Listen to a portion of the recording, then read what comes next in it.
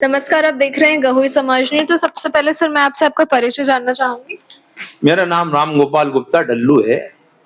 मेरी जन्मभूमि बेरसिया है। वर्तमान में भोपाल में निवास करता हूँ।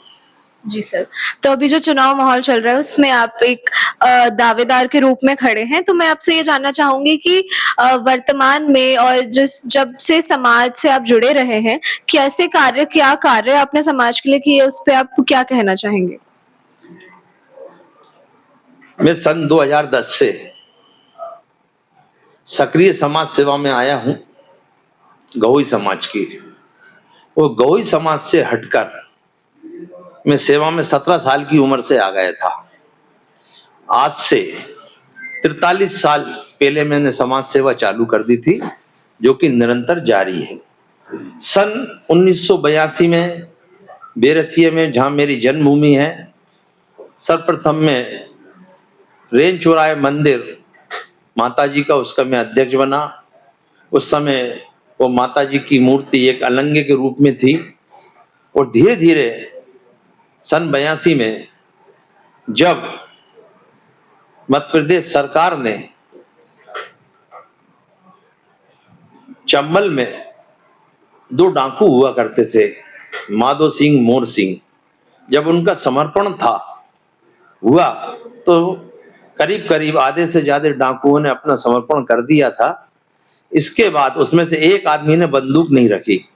वो बोला कि मेरा सिर कभी ना किसी इंसान के सामने झुका है, ना कभी झुकेगा। तो उससे पूछा गया तो किसके सामने भैया सिलेंडर करो? तो उसने बोला मैं सिर्फ माँ भवानी दुर्गा जी के सामने अपना सिलेंडर करूंगा। तत्काल में एक 4x2 की माता जी की मूर्ति बुलवाई गई। उसके सामने फिर सभी डाकुओं ने अपना आत्मसमर्पण करा। उसी से मुझे प्रेरणा मिली। उसी प्रेरणा से मैंने कसम खाई थी कि मैं बेरसिए के अंदर माँ दुर्गा जी का एक विशाल भव्य मंदिर बनवाऊंगा। और हमने उसी प्रेरणा को मानते हुए सन 97 में माता जी दुर्गा जी मंदिर का काम चालू करा और 2002 में 1.25 करोड़ की लागत से बनाकर उसको पूर्ण कर दिया गया है। और आज मैं जो भी कुछ हूँ वो माँ जगत जननी रेंज चौराहे वाली मैया की बदौलत ही हूँ। जी सर, तो जो चुनाव माहौल चल रहा है इसको लेके आपकी क्या राय है कि किस तरीके से इस बार के चुनाव हो रहे हैं? इस बार के जो चुनाव हो रहे हैं बड़ा ही खुशी का माहौल है। और खुशी का माहौल भी क्यों ना हो, गहोई समाज के जो चुनाव होने जा रहे हैं वो 6 वर्ष 4 माह में होने जा रहे हैं।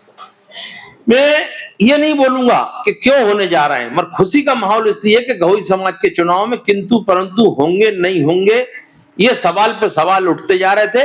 वर्तमान में चुनाव हो रहे हैं वो बहुत खुशी का माहौल है। इसलिए मैं गहोई समाज के सभी सुजात के बंधुओं से निवेदन करता हूं 100% मतदान करें और गहोई समाज के लिए आगे ऐसे अध्यक्ष की जरूरत है जो समाज के लिए सेवा कर सके। समाज में जो दशा और दिशा जो वर्तमान में बिगड़ गई है उसको अपनी लाइन पे ला सके, ऐसे अध्यक्ष की आवश्यकता है। जी सर, तो जो आगे जाके अगर आप अध्यक्ष पद पे चुने जाते हैं तो आपके पहले 3 महत्वपूर्ण कार्य क्या रहेंगे समाज के लिए?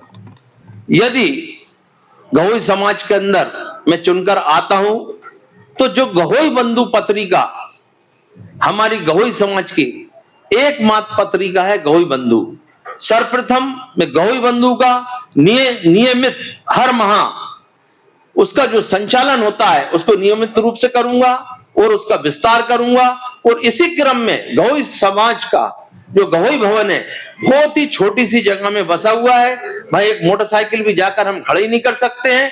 इसके लिए सर्वप्रथम ग्वालियर के ही अंदर 3000 स्क्वायर फीट का एक भवन बनवा कर दूंगा और उसके ऊपर महासभा के कार्यालय स्थापित किया जाएगा। उसके 3rd और 4th मंजिल पे जो गहोई समाज के लोग भारत से आएंगे उनके लिए रुकने की निःशुल्क व्यवस्था की जाएगी और गहोई बंधु का संचालन बहुत जबरदस्त तरीके से किया जाएगा। और नामों के चक्कर में नहीं रहूंगा। दूसरी बात, गहोई समाज के अंदर अभी वर्तमान में जो पुस्तक आती है उसमें समाज की जागरूकता बिल्कुल भी नहीं है।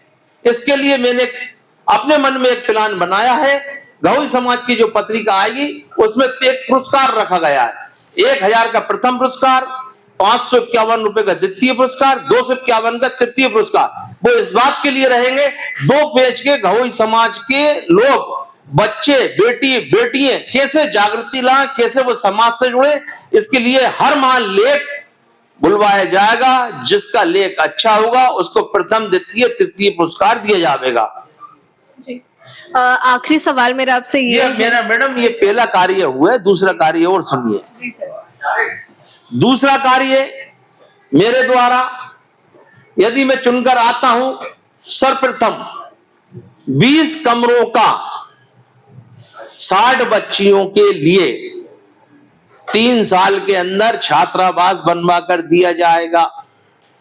उस छात्रावास के अंदर गहोई समाज की बच्चियां अध्ययन करेंगी और उन बच्चियों के 100% सुरक्षा की गारंटी गहोई समाज पंचायत भोपाल की होगी और इस भवन को भोपाल में बनवाया कर दिया जाएगा।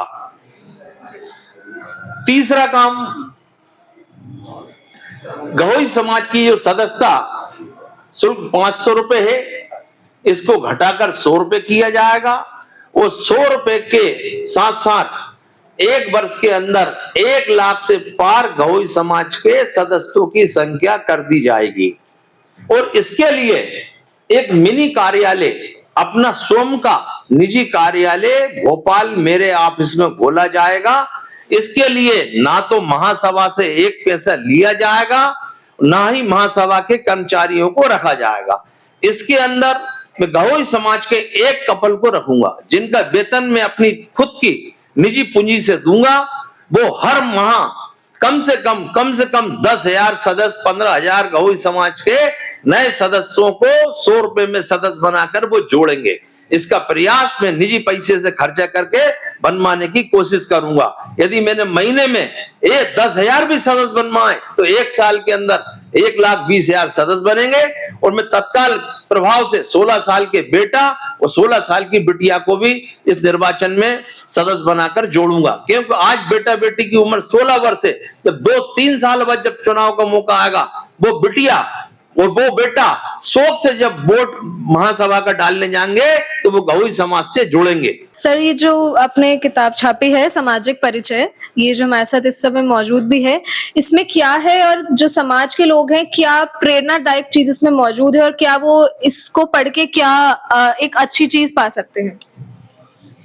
मैं आपको ये दिखाना चाह रहा हूं, सभी सुजाति बंधु उस पुस्तक को बहुत गौर से देखें।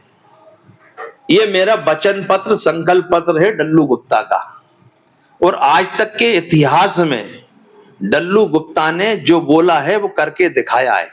मेरा खुला चैलेंज है भारत के सभी सुजातीय बंधुओं को, यदि डल्लू गुप्ता ने कोई भी काम की घोषणा हिंदुस्तान में यदि की है तो आज तक मैंने उसको पूरी करके दी है। कोई भी अधूरी घोषणा, मेरा खुला चैलेंज है, कोई भी आके मुझे चैलेंज कर दे, बता नहीं सकता। इसमें जितनी भी घोषणाएं लिखी हैं पूरे भारतवर्ष में मेरे द्वारा पहुंचाई जा रही हैं, एक एक घोषणा 100% 3 साल के अंदर करके दूंगा। मां जगत जननी रेंज चौराहे वाली मैया का मेरे ऊपर ऐसा आशीर्वाद है, डल्लू गुप्ता ने जो सोचा है वो पाया है और वो मां जगत जननी रेंज चौराहे वाली मैया मेरे सारे काम पूरे कराती है। और अभी तक गहोई समाज में मैंने जो जो कार्य किए हैं, जो जो मैंने संकल्प लिए हैं, वो इसमें छपे हैं। और जो कार्य किए इसकी पुष्टि हिंदुस्तान में कोई भी व्यक्ति कर सकता है। इस पुस्तक में जितने कार्य लिखे सारे 100% सत्य हैं और कम से कम 25% मेरे द्वारा और कार्य किए गए वो इस पुस्तक में दर्ज ही नहीं है। मैं अभी एक जगह प्रचार करने गया, एक दादाजी से मिला। दादाजी की उम्र कम से कम 75 और 80 साल थी। मैंने उनके पैर पढ़े, पैर पढ़ के मैं बोला दादाजी मैं डल्लू गुप्ता, तो वो खड़े होकर मेरी शक्ल देखने लगे। अरे बेटा मैं तुझे जानता हूं। मैं दादाजी कहां से जानते हैं? चित्रकूट में जब सबसे पहले चंदा और पैसे की बात की गई थी, बेटा तूने सबसे पहले वाटर कूलर लगाया, 50 कुर्सी तूने दिलवाई। अरे मैं दादाजी मैं तो भूल गया था। मैं तो ऐसे इस प्रकार के कई कार्य हैं जो करके भूल चुका हूं। जी। तो सर मेरा आखिरी सवाल आपसे ये रहेगा कि जो चुनाव है उसमें जो मतदाता है उनको क्या आपका संदेश है? मतदाताओं से मेरा संदेश ये है कि सभी मतदाता क्षेत्रवाद से हटकर मतदान करें, रिश्तेदारी से हटकर मतदान करें। आप महासभा का भविष्य को देखें, महासभा का भविष्य कौन उज्जवल कर सकता है, आप अपनी अंतरात्मा से पूछें। और यह निवेदन मैं इसलिए खास करके करता हूं कि अपनी छोटी सी समाज है, वो समाज का नाम भारत में कहीं भी दर्ज नहीं है। मेरी एक कोशिश है, यदि आप समाज के सभी सुजातु बंधु मुझे डल्लू गुप्ता को यदि मौका देते हैं तो मेरी पहली घोषणा खुल के है, 7 अप्रैल दिन बुधवार 2027, 7 अप्रैल दिन बुधवार 2027 को 51,000 गौ सुजाति बंधुओं को झांसी के अंदर इकट्ठा करके 2 प्रदेश के मुख्यमंत्री, मध्य प्रदेश उत्तर प्रदेश के मुख्यमंत्री को लाके हम दिखा देंगे कि हमारे गहुओं की ताकत क्या है। जो हरिद्वार भवन है, ये इस चुनाव में देखा गया है कि बहुत बड़ा मुद्दा बन के आया है। जो प्रॉपर्टीज लेकर और है, जो प्रत्याशी और है, वो वादे कर रहे हैं कि अगर वो उनको पद मिलता है आगे जाके तो वो प्रॉपर्टी वापस लेके आएंगे। पर कहा यह जाता है कि जो हरिद्वार भवन है ये और प्रॉपर्टी वो समाज की है, तो समाज को एकता दिखाते हुए वो साथ में लाना चाहिए साथ में। तो इस पर आपकी क्या राय है कि क्या ये मुद्दे चुनावी माहौल में होने चाहिए कि नहीं होने चाहिए? मैडम, मैं आपको एक चीज बताना चाहता हूं, यदि मुद्दे सही हैं तो चुनावी माहौल हो या कोई सा भी माहौल हो, हर हाल में मुद्दे उठना चाहिए। यह मुद्दा जो है गौई समाज के लिए बहुत महत्वपूर्ण मुद्दा है। इसमें जो प्रॉपर्टी है वो गौई समाज के पैसे से खरीदी गई है, गौई समाज के नाम पर चंदा किया गया है, गौई समाज के जो संस्थापक थे, लोग थे, गौई समाज के जितने व्यक्ति, उनको गुमराह करके चंदा लिया गया है। कि इसमें जो पैसा लगा है वो अक्षय निधि से 41 लाख रुपए निकाला गया था और 41 लाख रुपए में से 30 लाख रुपए 1 साल बाद या 1.5 साल बाद वापिस जमा कर दिए गए। 11 लाख रुपए के उसके आजीवन सदस्य बना दिए गए। क्यों बना दिए गए? क्यों पैसे गौई बंधु से लिए? जब गौई समाज के लिए बनाया नहीं गया है तो गौई समाज से पैसे क्यों लिए गए? मेरा मानना है, मेरा खुल के कहना है, ये भवन गौई समाज का है। लोगों ने गलत नियत से उस पे भवन पे कब्जा कर लिया है, पर्सनल अपनी निजी प्रॉपर्टी बना ली है और डल्लू गुप्ता का वादा है किसी भी हाल में हरिद्वार भवन को वापस महासभा के अंदर लाया जाएगा। ये हमारा 100% संकल्प है। हर हाल में हम महासभा में लेकर आएंगे जी। और जी, इसी विषय में मैं आपको बताना चाहता हूं कि जब एफडीआर टूटी, वर्तमान प्रत्याशी राजीव सेदेले जी इसमें सहभागी थे। इन्हीं के टाइम पे 41 लाख की एफडीआर तोड़ी गई। वर्तमान में उस समय के अध्यक्ष श्री राधेश्याम जी कुचिया जी थे। पिछले चुनाव में आदरणीय, सम्माननीय, पूजनीय कुचिया जी हमारे के कटल जी के साथ काम कर रहे थे। अब उनने देखा के कटल जी ने भवन नहीं छोड़ा, के कटल जी से बुराई हो गई।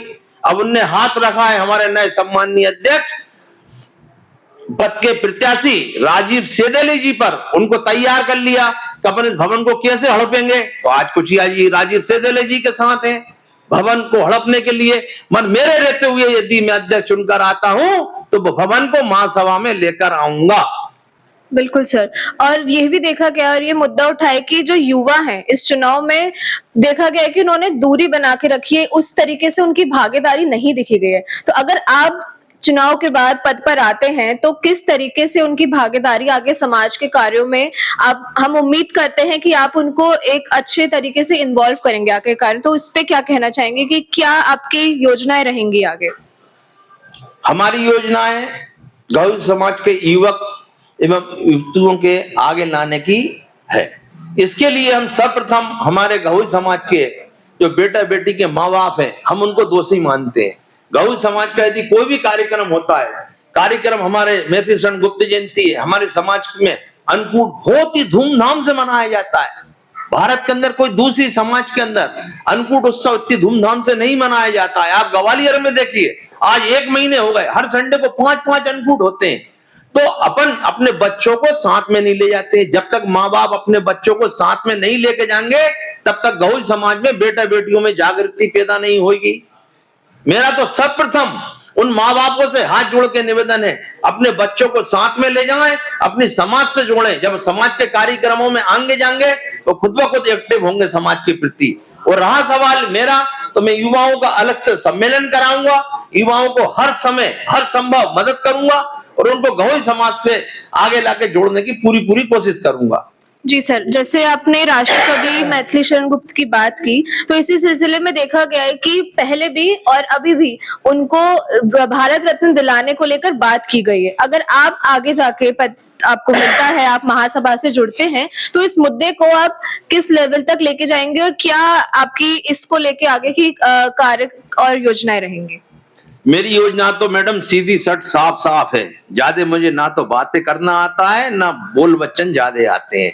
7 अप्रैल 2027 दिन बुधवार को 51,000 गहोई समाज के लोगों को इकट्ठा करके ये मुद्दा भगवान चाहेगा तो तब तक मंजूर करवाने की कोशिश करेंगे। दोनों मुख्यमंत्री के हाथ हम हमारे ये मुद्दा सबसे प्रायोरिटी पर रहेगा। हम दोनों मुख्यमंत्रियों को ज्ञापन देके इसको मंजूर करांगे। जी सर, और समाज में ये भी देखा गया है कि जिस तरीके से परिवारों को लेके बात फूटी है कि डिवोर्स हो रहे हैं, तो उस पे समाज आगे जाके किस तरीके से जो परिवार है उनकी काउंसलिंग करेगा या आगे जाके कैसे कार्य इस पे होगा कि जो देखा जाए कि एक संस्कृति से लोगों को जोड़ा जाए और इस तरीके के कार्य कम से कम या सूझबूझ से सुलझाए। तो इस पे आप क्या कहना चाहेंगे? मैडम, इसके लिए मैंने एक योजना बनाई है। एक काउंसलिंग के लिए एक कपल को मैं अपने खुद भोपाल स्थित कार्यालय में चयन करके उनको वेतन पर रखूंगा और जो जो भारत के मुद्दे हैं उनको आगे लेके सुलझाने की कोशिश की जाएगी। इस सारे मुद्दों को सुलझाने के लिए एक कमेटी बनाई जाएगी और वो कमेटी हमारी इतनी पावरफुल होगी और हम सब लोग उससे जुड़ेंगे। ज्यादा से ज्यादा मुद्दे जो उठ के आ रहे हैं, पहले तो हमारे रहते हुए हम कोशिश करेंगे मुद्दे ही नहीं आए, और जो भी विवाह सम्मेलन जो बच्चे बेटा बेटियों की शादी होगी, पूरा भारत का बायोडाटा उन कपल के पास रहेगा। अच्छे से अच्छे शादी करवाएंगे और जितने उलझन वाले ये मामले हैं सबको हम सुलझाने की कोशिश करेंगे। सबसे पहले हमारी समाज प्राथमिकता है, समाज का व्यक्ति प्राथमिकता है, बेटा बेटियां हैं उनको भी हम समझाने की कोशिश करेंगे। ज्यादातर मामला आपसी सामंजस्य से बैठकर हम सुलझा देंगे। जी सर, और महिला सशक्तिकरण एक बहुत ही अहम मुद्दा रहा है। चुनाव में भी हमने देखा गया है कि बहुत लोगों ने इस पे बात करी है, तो आगे चल के इसको लेके कैसे कदम रहेंगे और महासभा इस पे कैसे कार्य करेगी अगर आप को ये पद मिलेगा तो? मैडम, ये बुकलेट आप मैंने पहले भी दिखाई थी, अभी आपको फिर दिखा रहा हूं।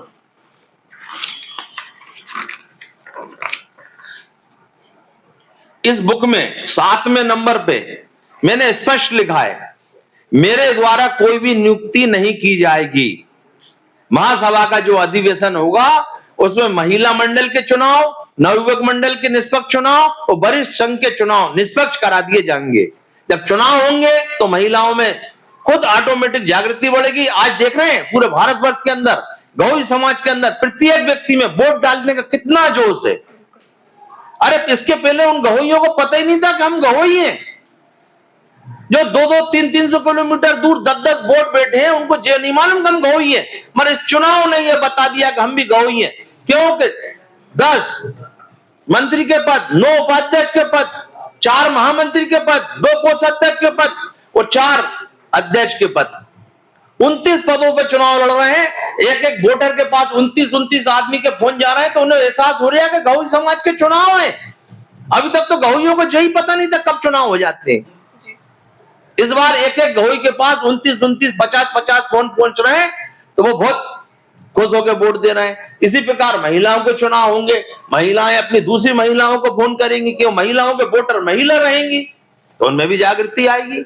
सर, देखा गया है कि जैसे पुरानी जो महासभाएं बनी हैं, जो भी गए हैं, उसमें जो चुनावी वादे किए जाते हैं, जो एक हमारा 3 साल का या जो कार्यकाल रहता है, कई बार ऐसा होता है कि उसमें वो कार्य पूरे नहीं किए जाते, दावे हो जाते हैं, बहुत बातें की जाती हैं पूरे चुनाव भर में, बट कहीं ना कहीं वो सारी चीजें या सारे कार्य जो लिखे जाते हैं वो नहीं किए जाते। पर अगर आप लोग ये बनते हैं, अगर आपके साथ ऐसा होता है, तो हम क्या उम्मीद कर सकते हैं कि किस हद तक जो दावे किए गए हैं, जो आपने मुझे परिचय पत्र में भी दिखाया कि चीजें मौजूद हैं और आप कह रहे हैं कि ये सारी चीजें होंगी, अगर वो नहीं होती हैं तो मतदाता जो हमारे ये देख रहे हैं वो किस बेसिस पे आगे जाके वोट करें और अपनी जो महासभा है उसको चुनेंगे?